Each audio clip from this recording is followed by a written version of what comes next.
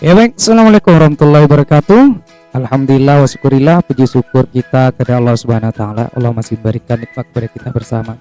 Baik, kembali lagi bersama kami Ladang Batur Entertain yang akan berikan informasi terkini, terbaru dan terpercaya untuk kita semuanya. Kabar baik untuk kita semuanya, baik daftar P3K maupun PNS. Jadi kabar baiknya adalah apa-apa saja keunggulan dari P3K maupun PNS. Jadi kita simak apa saja, kita mau pilih yang mana, P3K maupun PNS, itu tergantung minat teman-teman semuanya. Baiklah, kita akan merinci bagaimana keunggulan P3K maupun PNS. Oke, ini dikutip dari serambinews.com. Pemerintah kembali membuka pendaftaran CPNS dan P3K pada tahun 2021. CPNS dan P3K tentu memiliki beberapa perbedaan. Lantas, lebih baik daftar yang mana? Maka dari itu harus simak dulu keunggulan CPNS dan P3 kali ini.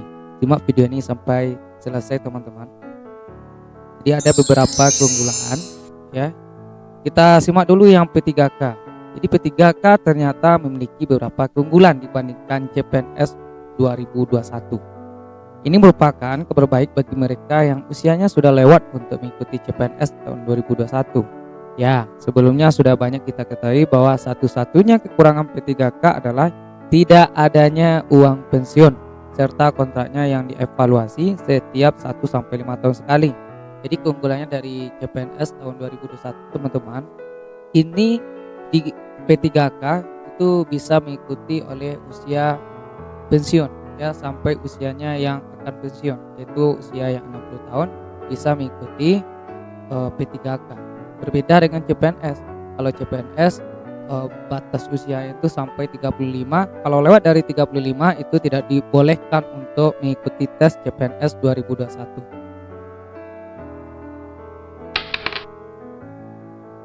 Tapi di balik kekurangan tersebut, P3K ternyata memiliki keunggulan dibandingkan CPNS. Jadi kita simak keunggulannya ada apa saja. Kalau dibandingkan CPNS, tadi kita sudah simak satu keunggulan. Lanjut, keunggulan lanjutannya adalah langsung dia berpenghasilan 100% teman-teman. 100% langsung. Jadi salah satu keunggulan P3K adalah apabila diterima dan bekerja, maka langsung dia memiliki penghasilan 100%. Hal ini tidak akan dialami oleh mereka yang lolos seleksi CPNS. Sebab CPNS akan mengalami masa di mana hanya terima penghasilan 80% selama setahun dan baru akan menjadi 100% setelah diangkat menjadi PNS. Jadi keunggulan yang pertama adalah kalau seandainya dia lolos P3K, dia langsung gajinya full kepada yang lulus ya, yang diterima menjadi P3K, yaitu full 100% gajinya. Beda dengan CPNS. Kalau CPNS itu 80% dulu dievaluasi dia selama 1 tahun. Baru nanti kalau setelah 1 tahun atau 2 tahun dia bekerja, baru gajinya full 100%. Itu yang bedanya dengan CPNS. Yang kedua, bisa berpenghasilan lebih tinggi dari CPNS. Ya. Kemudian P3K dapat kesempatan memiliki penghasilan lebih tinggi dari CPNS. Hal itu lantaran P3K bisa melamar sesuai golongan pekerjaan, di mana golongan itu mulai dari golongan 1 sampai golongan 8. Sehingga apabila seorang melamar P3K golongan 5, maka penghasilannya akan langsung di atas CPNS. Itu lantaran rata-rata CPNS yang lolos seleksi itu baru berada di golongan 3A. Teman-teman, jadi bedanya adalah bagi teman-teman yang ikut tes P3K, langsung dia mengambil golongan 5. Jadi tentu kalau dia seandainya lulus, dia akan berada di golongan 5. Beda dengan CPNS, kalau di CPNS itu kalau baru diangkat itu baru golongannya 3A. Kemudian adalah yang ketiga, bisa dapat eselon. Sementara itu P3K juga bisa menduduki JPT utama, JPT Media untuk jabatan yang diperlukan untuk percepatan capaian tujuan strategis nasional.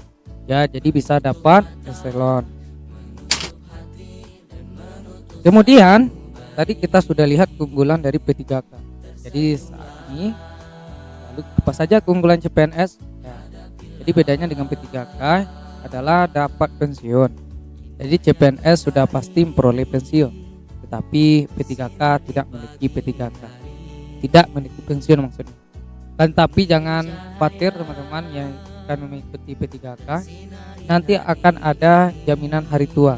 Jaminan hari tuanya itu teman-teman kalau seandainya lulus P3K, gaji yang akan didapatkan 1 bulan itu akan dipotong untuk pensiun teman-teman yang lulus P3K. Jangan khawatir dan jangan takut kalau teman-teman ikut tes P3K. Selanjutnya bisa menduduki seluruh jabatan tinggi di seluruh jabatan tinggi. Tapi jangan dipikir dulu ya, kenapa ada 4 pola pikir yang tak boleh dimiliki pelamar CPNS 2021, yang mana itu akan membuat teman-teman gugur di tes psikotes ya. Di teman-teman yang melakukan hal seperti itu pemikirannya ya. Apa saja 4 pola pikir yang tidak boleh kita miliki seorang pelamar CPNS 2021? Yang pertama, jangan berpikir kita sebagai CPNS lolos PNS berpikir bakal kaya raya. Jangan, karena sebenarnya jangan berpikir seperti itu. Jika ingin kaya, jadilah pengusaha, rintis usaha yang baik. Mana diketahui gaji PNS golongan 3A dengan masa kerja 0 sampai 1 tahun paling besar memiliki gaji antara 10 juta sampai 15 juta.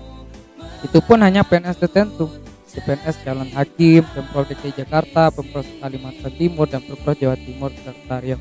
Jadi jangan bangga dulu teman-teman yang lulus PNS, karena yang lulus PNS itu tidak akan bikin cepat kaya ya. Karena apa? Karena CPNS itu gaji yang telah ditetapkan oleh pemerintah dan juga dibatasi oleh pemerintah gaji kita per bulannya. Maka dari itu kalau ingin berpikir menjadi orang kaya, cepat kaya, jadilah seorang pengusaha sukses. Kemudian yang kedua, kemudian di wilayah lain ya, CPNS maupun PNS cenderung mendapat gaji di bawah 10 juta, maka ada yang di bawah 8 juta. Itu saja angka gaji sebesar itu hanya akan membuat seorang hidup berkecukupan, bukan kaya raya. Sehingga kalau impiannya ingin kaya raya, jadilah pengusaha atau cari profesi lain yang penghasilan jauh di atas itu. Jadi teman-teman, kalau teman-teman lulus dari PNS, maka jangan jadikan satu profesi itu ingin cepat kaya. Jangan. Jadi kita ambil selingan atau sampingan yang lain untuk mempercepat kita itu bisa bikin kaya raya. Selanjutnya yang kedua, jangan berpikir bakal dapat jabatan. Menjadi CPNS jangan sekali-kali bahwa kalian kemudian akan mendapat jabatan ini dan itu. Berpikir saja untuk lolos dulu. Sebab pada akhirnya tak semua orang yang meniti karir sebagai PNS pun akhirnya dapat pensiun dengan jabatan eselon 4 atau eselon 3. Tak sedikit dari mereka yang sepanjang karirnya sebagai PNS hanya menduduki posisi staf. Nah, jangan berpikir kita itu bakal dapat jabatan. Jadi jalani aja dulu ya, ketika kita lulus syukuri saja dan jalani proses yang ada. Selanjutnya yang ketiga teman-teman, jangan berpikir korupsi. Ini yang sangat ditakutkan oleh pemerintah. Ini adalah paling penting ya, berpikir bahwa Anda akan menyamai integritas dengan karir Anda. Kalau punya pikiran untuk korupsi, sebenarnya tidak perlu daftar CPNS 2021. Apalagi seleksi CPNS memiliki sistem untuk menangkal orang yang tak berintegritas. Sistem itu ada di seleksi psikotes yang diterapkan beberapa kementerian. Dalam psikotes itu ada materi yang menyangkut integritas yang harus dikerjakan dengan cepat. Jadi susahnya nanti akan berpikir korupsi ya. Apanya yang dikorupsikan kita tahu, karena akan diseleksi terlebih dahulu sebelum akan menjadi seorang CPNS atau PNS. Jadi para peserta kadang tidak sadar ya bahwa mereka sedang diuji kadar integritasnya. Mereka yang tidak berintegritas kemungkinan besar akan jatuh pada tes ini. Yang keempat teman-teman, jangan berpikir akan kerja santai. Jika kalian masih berpikir bahwa jadi PNS bisa kerja santai, sebaiknya jangan daftar CPNS 2021 nanti. Saat ini kerja PNS sudah terawasi dengan baik. Ada sistem kinerja yang sangat kontrol dan tercatat rapi. Jadi jangan berpikir kalian akan bisa malas-malasan setelah jadi PNS.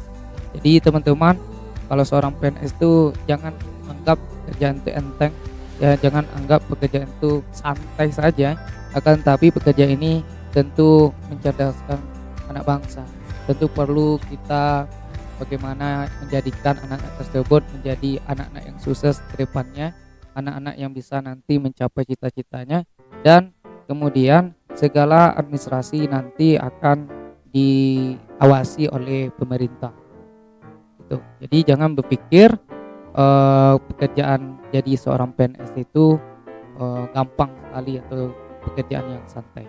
Jadi mungkin itu saja teman-teman keunggulan dari beberapa profesi dari menjadi seorang P3K maupun PNS. Jadi pilihlah menurut keyakinan, menurut niat teman-teman yang mau jadi apa, mau jadi profesi sebagai P3K atau menjadi seorang PNS, silakan. Tapi ingat 4 pola pikir tadi, jangan sampai seperti itu. Ya, mudah-mudahan kita semuanya diangkat nanti menjadi seorang PNS atau P3K. Kalau tidak lulus, ya silakan dicari profesi lain, karena profesi lain itu nanti yang akan memberikan kita kesuksesan ke depan. Baiklah, mungkin itu saja teman-teman. Mudah-mudahan informasi ini sangat penting sekali yang akan menentukan teman-teman mau milih mana, P3K atau PNS tahun 2021. Silakan dipilih teman-teman. Mungkin itu saja informasinya. Sekian, terima kasih. Assalamualaikum warahmatullahi wabarakatuh.